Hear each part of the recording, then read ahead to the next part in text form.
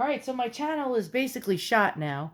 Um, my husband told me if I buy one more antique, they're gonna all go in the dumpster. So there's two more unboxings left, this one and one other. So pretty much there's no more content from my channel unless I do podcasts and take it to a variety channel and do all different things. So this sort of sucks. I can't blame the man. Who the hell needs some pain in the ass wife buying shit all day long on eBay? I would kill me if I were him. Well, I mean, not kill, but I would, not be a happy camper. So, yeah, I'm pretty much screwed now. Uh, I got to get myself a job somehow or get some income coming in really quick because otherwise, basically, I can never buy another thing on eBay again. And I do have like a little spot in an antique mall that I've had for the past couple of years. And if I sell maybe $20 worth of things a week, that was a banner week, if you know what I mean. So yeah, there's like, I'm pretty much paying rent for nothing. And all right, what do we got here? What do we got? Now, if it is, yeah, it's what I think it is. I wanted this so bad. For years, I've always wanted one of these. And these always go for a lot of money. Way more money than I'm willing to pay for or afford. And so, a lady listed this, did not know what it was really. One of those like lousy descriptions, pretty much not sure. It's vintage, it's not old, that type of thing. But I took one look at it and I said, oh, baby, this is old.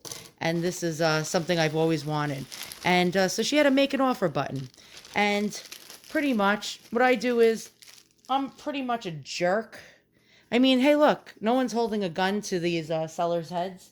If, you know, if you're willing to take a low ball offer, that's up to you. You know what I mean? Let me just lower my stand a second. Here we go.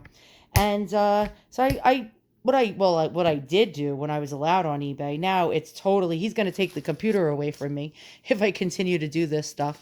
I send out, like I used to send out, at least 10 lowball offers a day. Out of those 10 lowball offers, at least one person took the bait and accepted. And I got this for $25. No, no, no, no, no, no. I'm wrong. I'm wrong. I was fair. I offered $50 for it. I did. I offered $50. Generally, I'll offer someone like $10 or $20 for something, or they'll counter it, and I'll probably go up to like maybe 30. But this one, I said, you know what?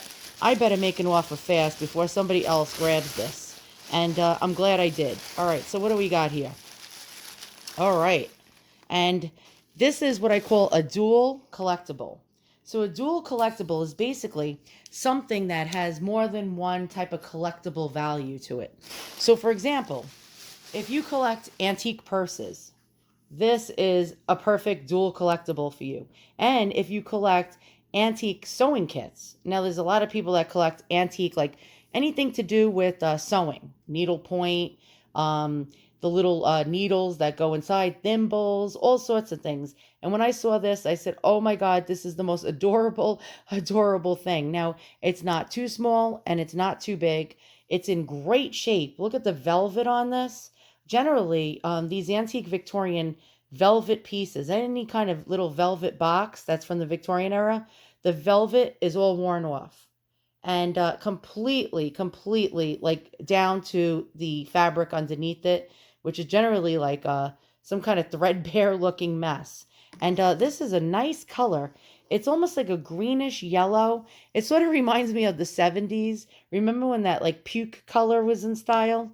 It's puke color, but I like it. Now, some of these came in like a burgundy color, royal blue. They came in, I've seen them in like ivory color and a peach color, all different colors. And so this wasn't the first color of choice that I would have had for something like this.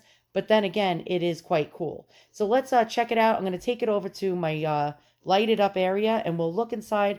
I actually don't really know what's inside because she posted like one picture of the front and back of this and a quick inside picture where you couldn't see every single thing that was in here.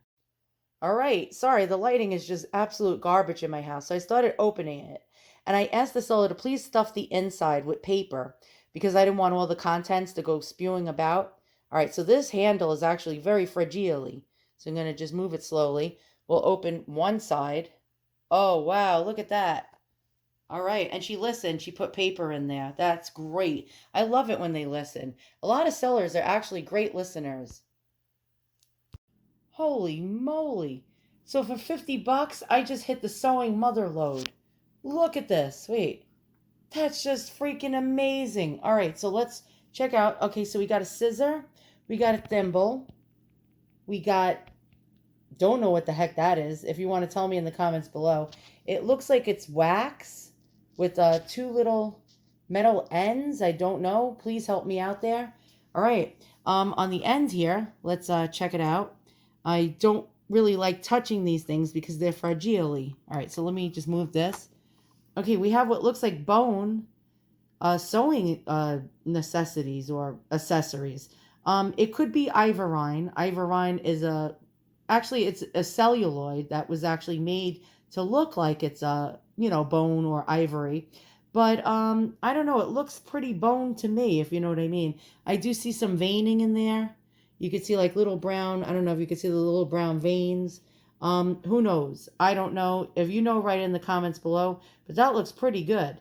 All right, and in the center, what do we have in the center? We have what appears to be shoe buttons. We have a set with needles in it with old writing on it. I don't know if you could see that. It's upside down. We have some thread. We have some what appears to be bovine or bone buttons and little bone hoops and some kind of embroidery that went on and some kind of like embroidery rings. We have mother of pearl buttons. We have some really cool colored thread. Look at that. We got like this lavender and almost, what color is that? Is that like a bluish color? I'm trying to get a focus on that. Focus, enhance. Yeah, really, really pretty stuff. I really like those boot buttons. That's pretty cool. One looks like a glove button. And let me try to move this one right here. It looks like milk glass, maybe. I don't know. The lighting is pretty crappy. But this was like the total mother load for 50 bucks. I mean, how lucky could you get? That is crazy. That is absolutely crazy. Now, let's check really fast what these sell for, or basically the asking prices for these things, which are never, what they actually sell for. But let's check it out because this is really interesting and find out how actually old this thing is. My guess, anywhere between Napoleon III to the 1880s to about maybe 1910. Don't know, but we'll probably try to figure this one out. Again, this is just absolutely amazing. You never, ever see them come with all the accessories. That is actually a rarity because 9 times out of 10, everything goes missing. Look at that tufted pillow too. That is just a beaut, an absolute beaut. And it's tufted on the inside too. I could see little pillow and button type of tufts going in there. Is that what you call that? Tufting? Let's just close it up really fast, get a quick look. Let's go on to the internet. Check it out. Again, this is the most adorable little purse I have ever seen in my life. This is something that actually I would like to use as like an accessory just to walk down the street. That is just the coolest. All right. I'm just loving this. I'm loving this. This was the greatest $50 buy of the month for me. Okay, so basically, a lot of these velvet type of things in a similar color like mine are being called Napoleon III. And that's again from the 1850s to the 1870s. This is a sewing set that's missing the sewing stuff in it. And it has a tufted pillowcase inside of it with spots for needles and accessories. I found a similar one on Ruby Lane that it was sold for 125 doll hairs.